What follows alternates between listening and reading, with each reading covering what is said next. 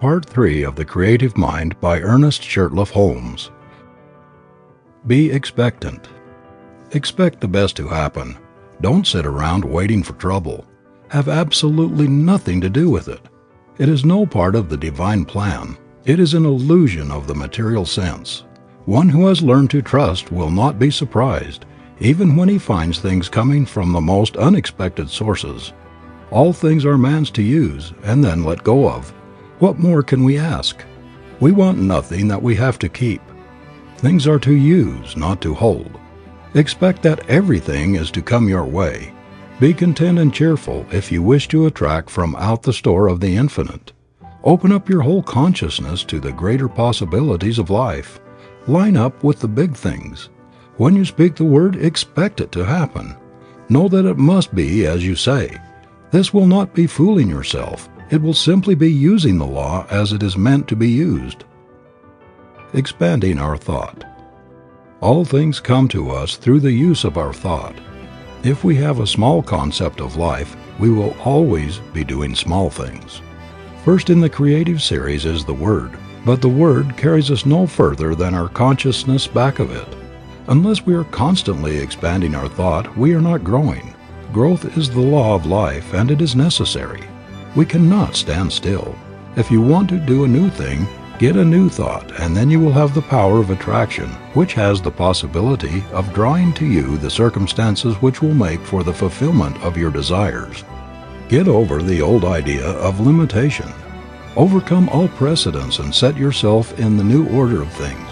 If you want to build a railroad, you will never do it unless you get over the idea that the most you can hope for in life is to sell peanuts. Let the people sell peanuts for a living who think in the terms of peanuts. Get out of the rut.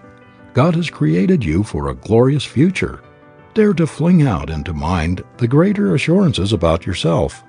The power of a treatment. A treatment has as much power as we put into the word which we speak when we are giving it. This does not mean screwing up our mind or using our willpower or using force from the material standpoint. It means simply knowing that what we say will be done unto us of a power which can do anything that is given it to do. We must know that our word breaks down every material law and sets the patient free to express God. We must know that the word would endure even though all else should fail. Heaven and earth will pass away, but my word will accomplish. In calm confidence and perfect faith, speak and wait upon the perfect law. Get that mental attitude that never wavers. Be sure and it will be done. Repeating the treatment. One treatment would heal anything if it were not for the fact that people are constantly receiving false suggestions from the outer life. As it stands now, we should treat until we get results, always expecting that it will happen at once. Every treatment should be complete, and at the close we should always realize that it is done. The word spoken once from the mind that knows is immediately taken up by the mind in which we live, and this mind begins to create around the word, which is the seed, the thing of thought. We must speak that word with authority. There can be no wondering if it's going to work. When we plant a seed in the ground and water and care for it, we never doubt but a plant will spring into being. So it is with the word. It is acted upon by some power which we do not see, but that power is present, there is no doubt, since all who go about it get results. As Thomas Edison says of electricity, it is, use it. So we say of mind, it is, use it. Always remember that your every thought is the way you are treating, since it is the way that you are thinking. Impersonal healing. The very presence of one that understands the truth will have a great power of healing. The reason for this is that we are all in mind, and we have with us at all times our thought.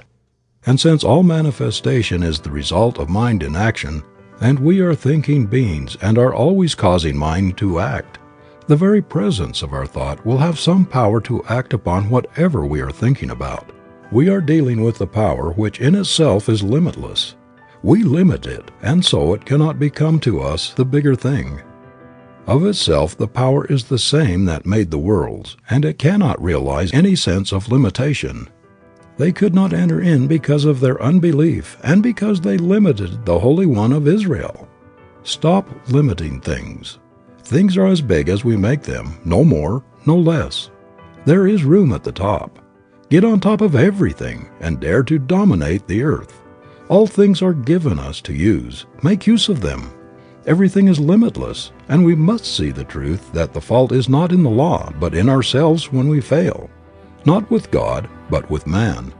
Dare, dare, dare. Think of the bigness of things in the universe. Think of the number of grains of sand, the profusion of all life, and never again limit anything. All is yours to use. Jesus would never have become the Christ unless he had had the courage to say, "Behold, I am he." You will never attain until in some degree you are able to say the same thing of yourself. We must learn to reach out and take what is meant for us, the greater life, the all-good. People say, "Yes, but how do you do it?" Simply know that God makes things out of himself by speaking the word, and that in your own life you can do the same. All people can think, and all people can speak, at least mentally. This is all that you need to begin on. The Word is at the center of all creation and is first cause, the starting point of all that you see. The Word is in your own mouth, and all that you have to do is to speak it. The trouble is that we are speaking the Word, and in the next breath we are denying its power by seeing something that contradicts it. If the Word is the way that God creates, it is the right way. If it works for God, shall it not work for us? As yet, our Word is more or less imperfect, but more and more it will become perfect, and so the outer condition will be brought up to the inner Word. All words have as much power as we put into them when we speak. The Word is already in our own mouths. That Word is all that you will ever need to bring happiness, health, and success to you. Do you wish to live in a perfect world, peopled with friends who love you, surrounded by all that is beautiful and pleasing? Do you wish to have the good things of life? There is but one way, and that way is as sure as the sun shines.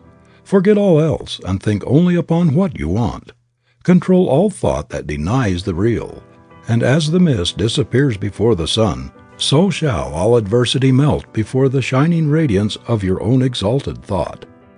The prodigal son remained a prodigal only so long as he chose to do so. When the thought came to him to return, he was greeted by the Father with outstretched hands. So shall we find that when we turn to that world which is perfect, there will be something that will turn with us, and we shall behold the new heaven and the new earth. Not in some far-off place somewhere beyond the clouds, but here and now shall we become free.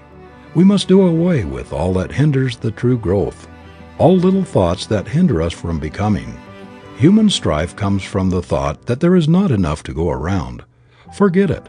We cannot use even what we see, and what we do not see is infinite. You will rob no one by becoming prosperous, and the laws that underlie this state of being are simple and easy to understand, and not hard to attain for the one who is willing to let go of the negative state of being. Prosperity. Here are a few simple rules for prosperity that are as sure of working as that water is sure to be wet. First, remember that nothing happens by chance. All is law and all is order. You create your own laws every time you think. There is something, call it what you will, but there is a power around you that knows and that understands all things. This power works like the soil. It receives the seed of your thought and at once begins to operate upon it. It will receive whatever you give to it, and will create for you and throw back at you whatever you think into it. This means that the practitioner should be very careful how he is thinking at all times. Not alone in the moments of the deeper silence are we treating our patients, but perhaps more than this, we are treating them in an impersonal way at all times. When we take a patient into our thought for a treatment, there will be a constant stream of consciousness flowing out to him during all the time that he is in our care. We should be very careful of our thoughts as we realize the deep truths of mental action and reaction. What is the spiritual mind? What is true spirituality? Many people have asked this, and as many have answered it. I do not pretend to know more about this all-important topic than others, but to the thinking person who has come to realize that all is love, yet at the same time all is governed by law, there must be a different answer given than the one we ordinarily hear. The average religious person thinks that spirituality must manifest in some unnatural way, such as giving up all personal pleasure and becoming resigned to whatever happens, that we must give up most of what life holds here, that in some far-off future perhaps we may attain. This is not the case with the man Jesus. We have more accounts of his being at feasts and weddings and similar gatherings than at other places. His first miracle was performed at a wedding feast, and we must remember that here he even turned water into wine for the pleasure of the guests of the house. Perhaps we have made a mistake about what true spirituality means. Other people think we must live some kind of an excluded life in order to obtain. Perhaps this may be true of the weak ones, but what of the world? What of the busy street? Is it not to be saved also? Jesus spent much time with the common people as well as with the rich, and it is certain that he also spent much time alone with the Spirit. What is the Spirit anyway? We all answer, why, of course, it is God. Where is the Spirit? It is present at all times and in all places. True spirituality must simply mean coming to realize the presence of this Spirit. It must be coming to rely upon it more than anything else. The one then who is the most spiritual is simply the one who relies the most. That's all. No matter where he is, he must rely, he must trust, he must believe. We do not have to give up anything but negative thought and act. We do not want to do anything that contradicts the forward march of the unfoldment of the Spirit. So all that we think and do must be in line with that which is right. But who shall say what is and what is not right? Remember this forever. Only your own soul can say what is right and what is wrong. To thine own self be true, and it shall follow as the night the day. Thou canst not then be false to any man. Look to no one for guidance. This is the blind leading the blind. The Almighty has put the truth into your own soul. Look there and there alone for it. Many people seem to think that for a man to look spiritual, he must have no color in his face, have some kind of faraway truth. He must be peculiar either in looks or in the way he dresses. To one who knows the truth, both praise and blame sound alike. But from the human standpoint, at least a person cannot help being amused at the way in which the world judges true spirituality. My idea of true spirituality is that a man should live a perfectly normal life, entering into and enjoying all in life that is clean and good. He should place himself absolutely under divine guidance. Other than this, he will seem just like other people, neither better nor worse. Get over all kinds of unnatural thought and remember that all is good. Neither criticize nor condemn people or things. You are spiritual insofar as you trust in the Spirit, at all times, in all places, under all conditions. In order to do this, you do not have to seclude yourself from the world. To do so is an open confession of your own weakness and lack. There are moments when it is best to be alone with the Power. From these moments we gather strength. To keep that strength to ourselves is pure selfishness. Walk, talk, live with the human race, hand in hand with all people and unified with all events. Live and love and learn. Be natural and normal.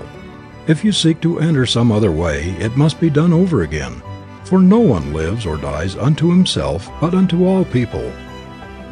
The Church of God. The Church of God is not built with hands. It is eternal in the heavens. It is not lighted with candles. Its dome is heaven, and it is lighted by the stars of God's illumined thought. And each member in his separate star shall draw the thing as he sees it, for the God of things as they are. Here all people recognize the God within their own souls and ask for and see no other God. When you can look upon all creation as the perfect work of a perfect God, you will become a member of this church. I doubt very much if the Church Universal admits members from the Church Individual. When you can see in the saint and the sinner one and the same person, when you can realize that the one who kneels before the altar and the one who lies drunk in the street is the same one, when you can love the one as much as you do the other, no doubt you will be able to qualify. As it is now, we have too many preachers who do not understand, that have no purpose, too many prayers, too many creeds, too many teachers that have no message, too many churches, too many learned people, and too few thinkers. The kingdom of heaven cometh not by observation. It is the still small voice within the soul that speaks. The expanded thought will never wish to join or be joined to. Nothing human can contain it. It feels the limitation of form and ceremony and longs for the freedom of the Spirit, the great out of doors, the great God of everywhere. Alone in the desert, the forest, or by the restless ocean, looking up at the stars, man breathes forth these words, "With only my Maker and me." The path to prosperity. The healing of conditions is no different from other healing. All healing is the constructive use of a mental law, which the world is gradually beginning to understand something of. Again we must reiterate the principle of all life. We are surrounded by a thinking medium from which all things come. We think into it. It does the rest.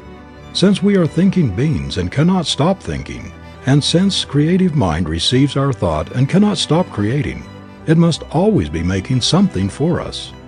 What it will make depends absolutely and only upon what we are thinking, and what we will attract will depend entirely upon our holding thought to the complete exclusion of all that would contradict it. It is not enough that we should sit down and say, "I am one with infinite life." This must mean more than mere words. It must be felt. It must become an embodiment of a positive mental attitude.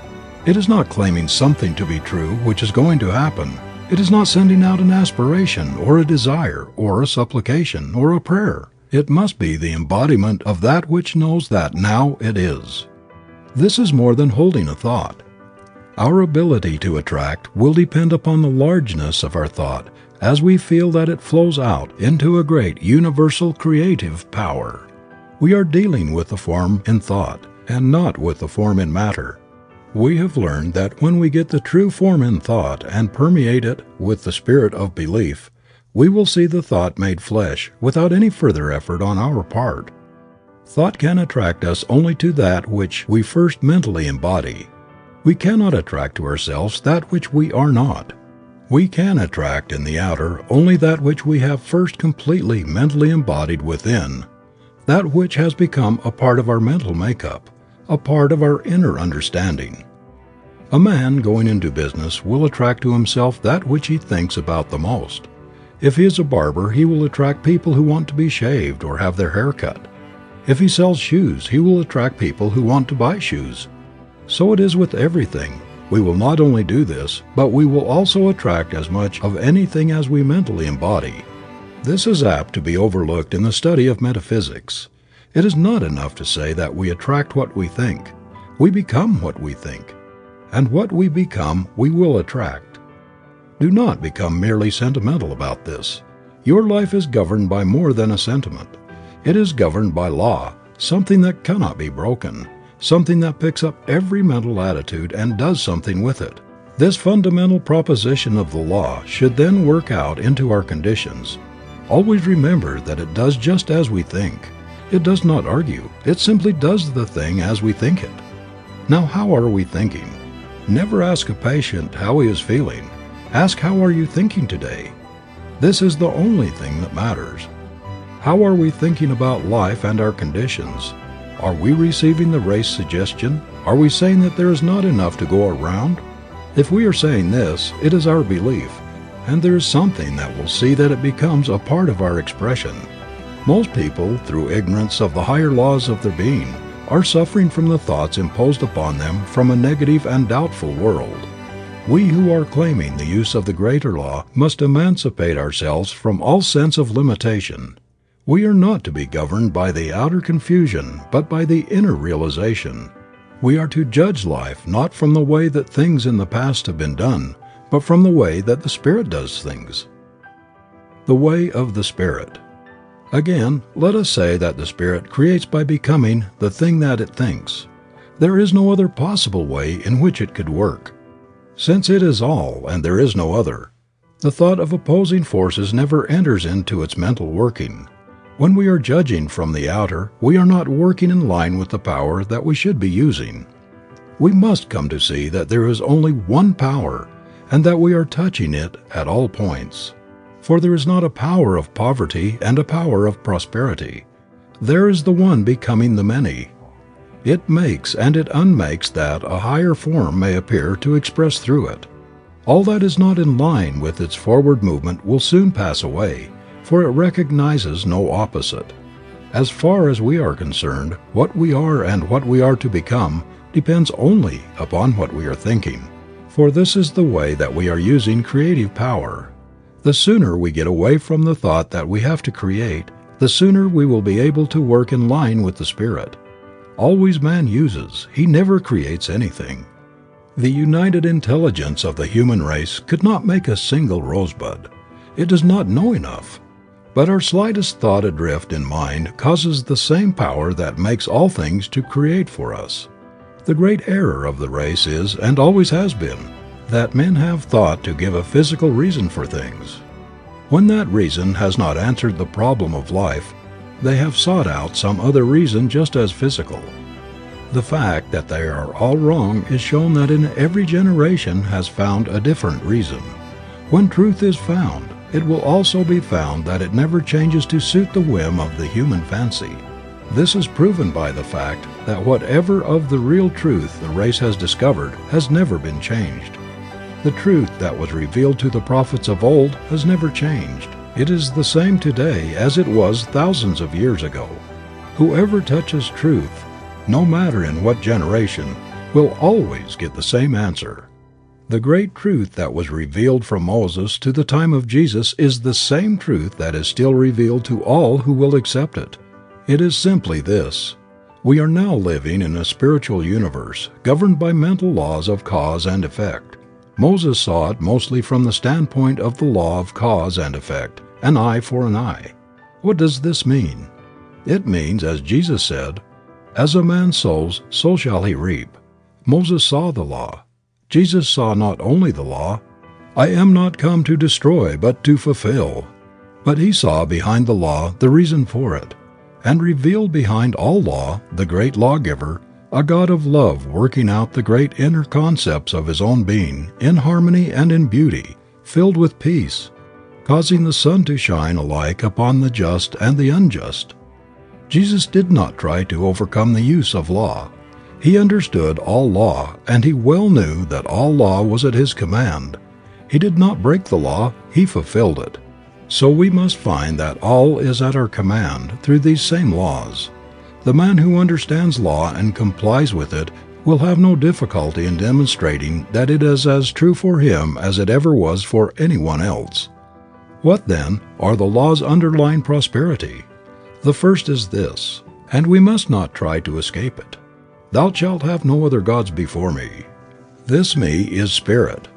We are, then, to trust only in the activity of spirit for what we need.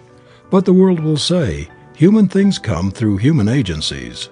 This may be true, but we must realize that the power we are dealing with also has within its own mind all people and all things. We do not have to treat people. What we have to do is to embody principle. Principle may use people, but that is no part of our responsibility. Ultimately, all is spirit, and spirit, which is the beginning, is also the end of all manifestation. I am the Alpha and the Omega. Our life, then, is to be governed by spirit. We need look no further. It will do for us all that we will ever ask, provided we believe. Why, then, has it not done so? The answer is that it has already been done so, but we have not received it. The Spirit may offer, but we must accept the gift before it can be made. "Behold, I stand at the door and knock." We must understand that this receiving is a mental process. It is one of mentally taking. The way, then, that we are using our mind through our thought is the way that we are treating ourselves for prosperity. So simple, and yet we have not understood it. If a man says, "I have not," he will not receive. If he says, "I have," he will receive. "To those who have shall be given, and to those who have not shall be taken away even that which they have." This is a veiled statement of the law of cause and effect. When you send out into mind the thought that you have not, it accepts the idea and takes away from you that which you have. Reverse the process and say, "I have," and it will at once set to work to create for you even more than you now possess. You will readily see then that you are not dealing with two powers but with one, and that it operates through your own thought, doing unto all even as they believe. The level of consciousness. Since all is mind, and it is done unto us as we mentally think, all life is simply a law of thought, activity of consciousness. In our life the power flows through us. If we provide a big receptivity, it will do a big thing. If, on the other hand, we only believe in a small way, the activity must be a small one. The Spirit can do for us only what it can do through us. Unless we are able to provide the consciousness, it cannot make the gift. Few people have a great consciousness, and this explains why so few excel. The power behind all things of itself is without limit. It is all power. In us, it has to become what we make it. We carry within our own soul the key to all expression, but few enter in. The door is not seen with the physical eye, and as yet but few have gained the ability to see. The majority merely look. Realizing then that while the power is limitless, it must become operative through our own thought, we shall see that what we need is not some greater power, but that what we really need is a greater consciousness, a deeper realization of life, a grander concept of being. We must unify ourselves with the great whole. The man who dares to fling his thought out into universal intelligence with the positive assurance of one who knows and dares to claim all there is, will find that it will be done. God will honor his request. On the other hand, the one who fears to speak lest God will smite will find himself smitten of the law, not because God is angry, but because it is done as he believes. We have a right to have, and should expect to have in this world, all that will make for the comfort and for the luxuries of life. What matter how much we have, if we rob no other soul to get it? Shall not the power that so lavishly spreads itself out into nature give to us its highest expression all that we can ask? We dishonor God when we claim less than all. Until we can expand our thought so that we shall be able to say also, "I am," we need not expect to get great results. The soul knows that its own divinity is the great soul. Before it all else must bend. To it all else must gravitate. Enlarge your thought process. Away with the little personal thoughts of things, and dare to think in universal terms about all things. The universe is running over with good. It is for you, but you must believe and then take it. Do you dare to believe that your own word is invincible? When you speak it, how do you feel?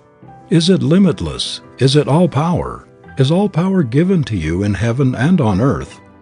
Are you the one with the only power that there is? Until you can say yes to all these questions and not simply believe them, but know them, you cannot hope to attain.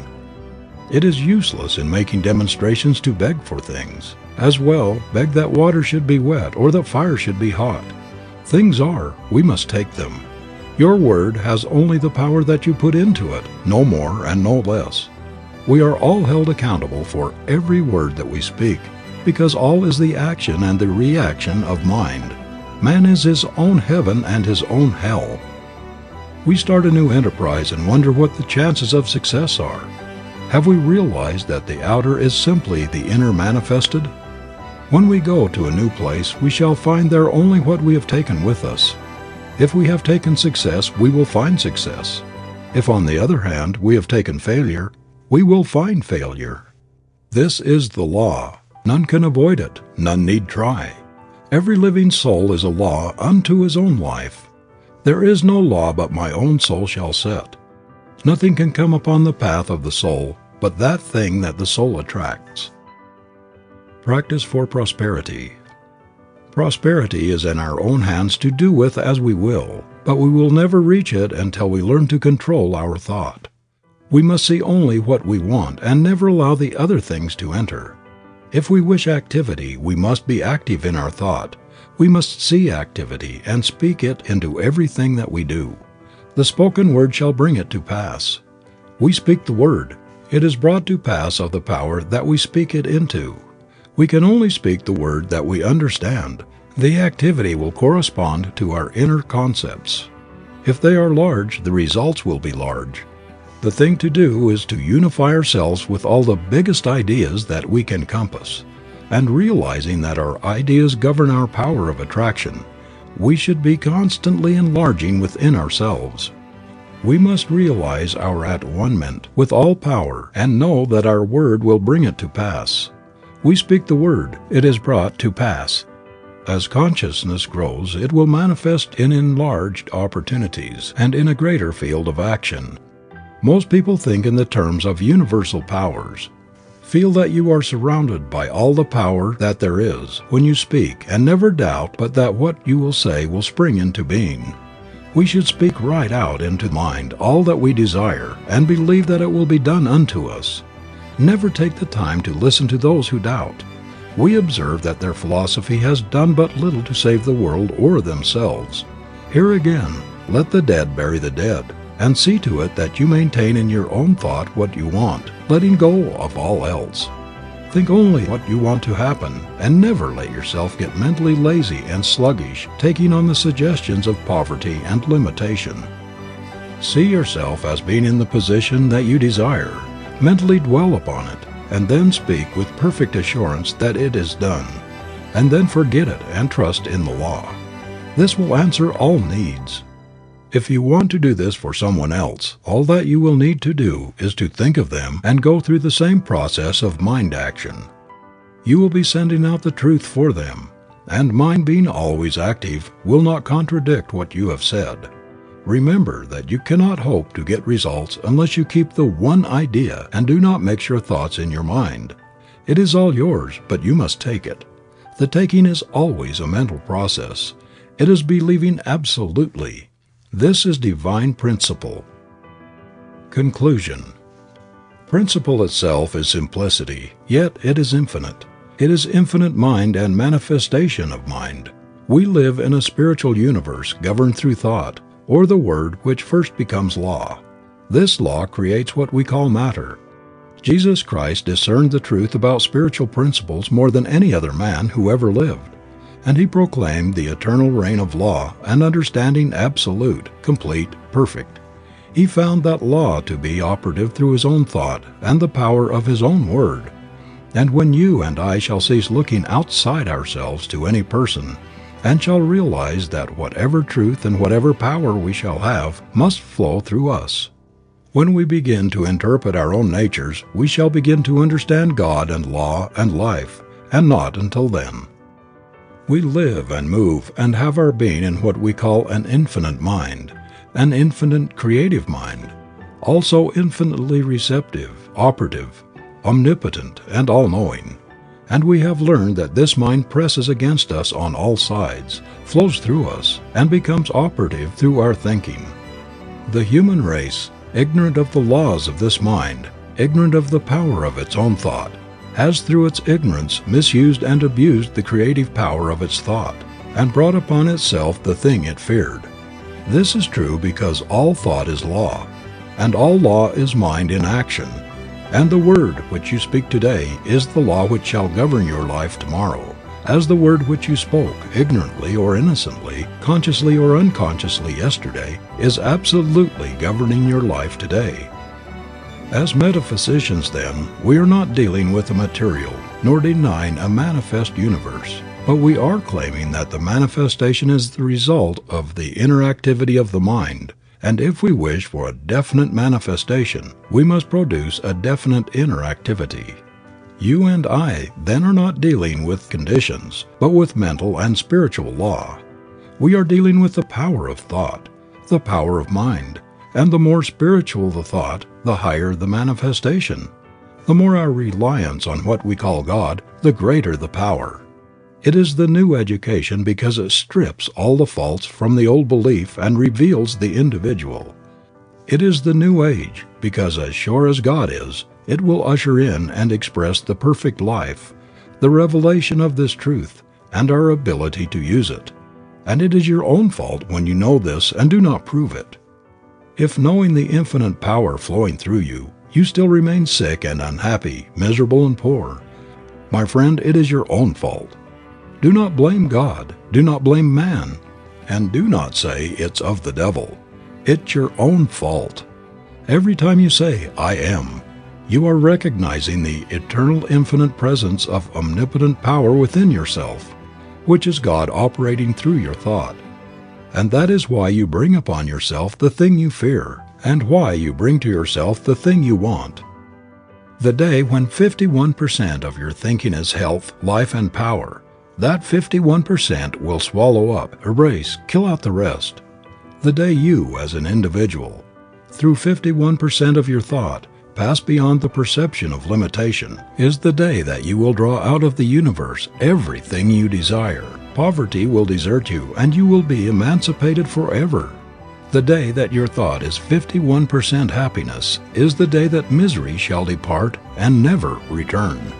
Is it not then worth your time and your effort, and should it not be the greatest purpose in the life of any awakened soul so to depict this principle as to emancipate himself? The way can be shown, but each individual must himself walk the way. We are so bound by suggestion and hypnotized by false belief, so entangled by the chaotic thinking of the world, thinking which is based upon the principle of a dual mind, that we become confused and are not ourselves. Wake up! Your word is all-powerful. Your consciousness is one with omnipotence. Your thought is infinite. Your destiny is eternal, and your home is everlasting heaven. Realize the truth. I am living in a perfect universe. It always was perfect and always will be perfect. There never was a mistake made. There are no mistakes being made, and there never will be. I live in the great and eternal universe of perfection from cause to effect, from beginning to end, and the world is all right, and I know it. Majestic and calm, waiting with eternal and divine patience, the great principle of life is ready to give to us all that it has. And while we listen and wait, we will cast from us everything that hinders its complete expression through us. We will let go of all struggle and all strife, and be at peace with life. Perfect peace to the soul as we rest in the realization of our unity with all that there is, was, or ever will be. One with the infinite mind. All the power of the Spirit is working through our thought as we believe and receive. Now we will ask for and take that thing which we desire. It is done. It is complete, now and forever. Perfect life, perfect healing, perfect harmony, divine guidance, infinite strength and joy forever. Questions and answers. What is the truth? The truth is that which is. It is all that is. As there cannot be something and nothing, so the truth, being that which is, must at the same time be all that there is. Where is the truth? If the truth is all, it must be everywhere. Being all, there is no other substance to divide it with. Being undivided, it is everywhere present. All truth, which means all power, must be present at all points, or at any given point at any and all times. Has the truth changed? A substance cannot change unless there is something for it to change into. Since the truth is all, it cannot change, for there is no other thing for it to change into. Whatever is the truth then has never changed. Is the truth, or that which is, one or many? It must be one, since it is all. Is the truth conscious? Yes, man is conscious. He could not be so unless truth or life were conscious. Man's self-consciousness proves the self-consciousness of life or truth or spirit. Like produces like. What comes out of life? Everything that is comes out of life. If life is all, then it follows that all that is some form of life. How does life make things? Being all, it must make things out of itself. It must operate upon itself, through itself, and out of itself must make all that is made. Being conscious, it must know that it is doing this. What would we call this inner movement of life? The inner movement of life or consciousness we would call thought, or the self-knowing of life or spirit. Then the universe and all that is a part of it comes from thought? Yes, everything comes from thought. Do we not see a visible world that seems to change? And if we do, how is it that it could come from something that never changes? Yes, we do see a changing world, but back of it is a changeless substance. The thing that changes is the thought or form. The substance from which this form comes never changes. It is one and undivided, and takes form through thought in all things. We prove this when we resolve all things into one source. All material things, so-called, can be reduced into formless substance, the sole activity of which must be thought or the movement of intelligence upon itself. What causes form to change? The intelligence behind it. Is there nothing in the universe then but life, thought, and form? These are all. If this is true, what is physical law? Physical law is simply the result of the inner movement of life. If things and laws are the result of the inner movement of life, then does it not follow that thoughts are things? Yes, all things are simply thought forms. How long does thought last as form? As long as the thought is held in life or mind. Does the thought of life, mind, or good ever change? From all that we can know, the thought of God seems to change. That is, planets change, take form, and again become formless. When we realize that all this can take place without ever changing the substance behind it, we see no reason why God's thought could not change and ever build up a higher form. Indeed, this is one of the teachings of ancient wisdom, that while reality never changes, the form that it takes is ever changing. What is man's place in the creative order? Man is a thinking center in mind, reproducing in a smaller scale all that there is in the universe. Does this not make man's thought creative?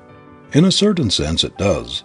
What we call creation is not making something out of nothing, but it is thought taking form. And as man thinks, and as thought must take form, then it must follow that man's thought must take form in mind and so become creative. What is man's thought? It is the activity of that something within that can say, I am. What is the difference between God and man? The very fact that man can say, I am, proves that he is. Since he is, he must be made out of life and must be some part of all that there is. This being so, man must be a part of God's consciousness. The difference would be in degree only. He must be as much of life as he recognizes himself to be. Is all of man's thought creative? Yes, all or none. If one thought produces, then all must. If this is true, how is it that man seems to be so limited? Because he has thought limitation, and thoughts are things that will always make the thing thought of. In reality, the very fact that man's thought can limit him also proves that it could free him from all limitation by simply changing his thought. But why is man so made that he can think two ways? This is a question that can be answered only in one way. Unless a man can think as he wants to think, he would not be a man at all, but simply a piece of mechanism. Man is an individual, and that means self-choice, backed by a power that will produce the thing chosen.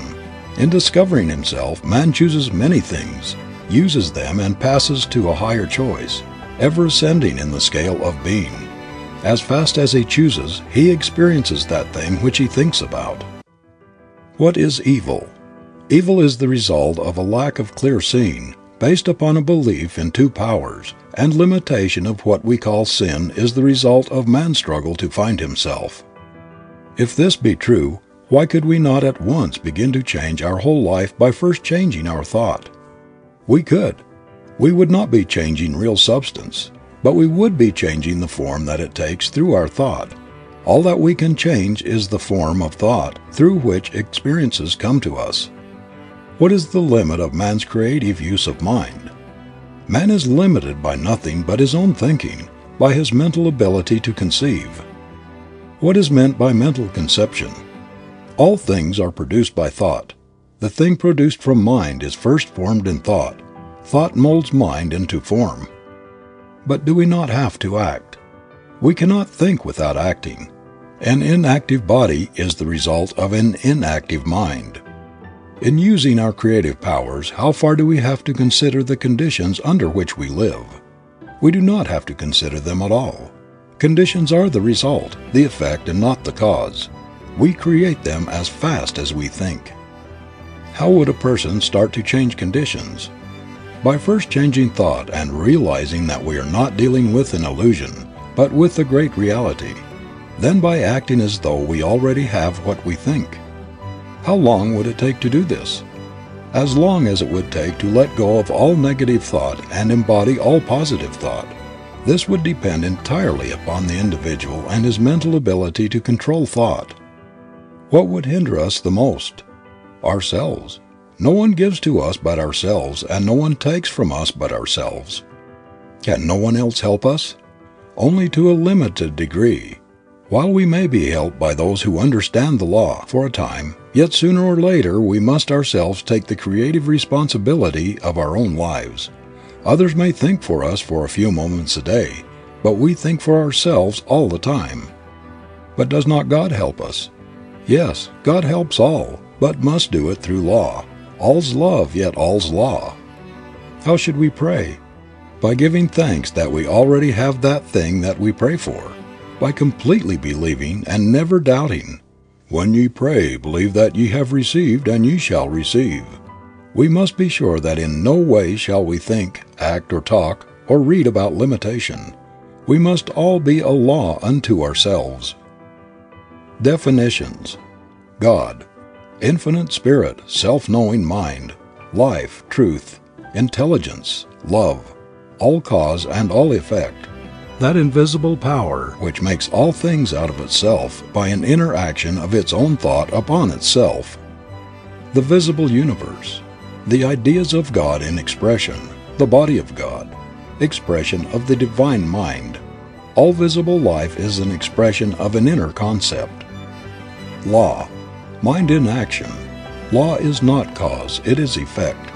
It is intelligence operating. All law is universal. Vibration, not intelligence, but the result of intelligence. It follows cause. Thought, the activity of mind. Man, a thinking center in mind. Creation, thought becoming form, the immaculate conception. Sin, lack of understanding. Righteousness, spiritual understanding. Sickness, image of thought held in mind appearing on the body.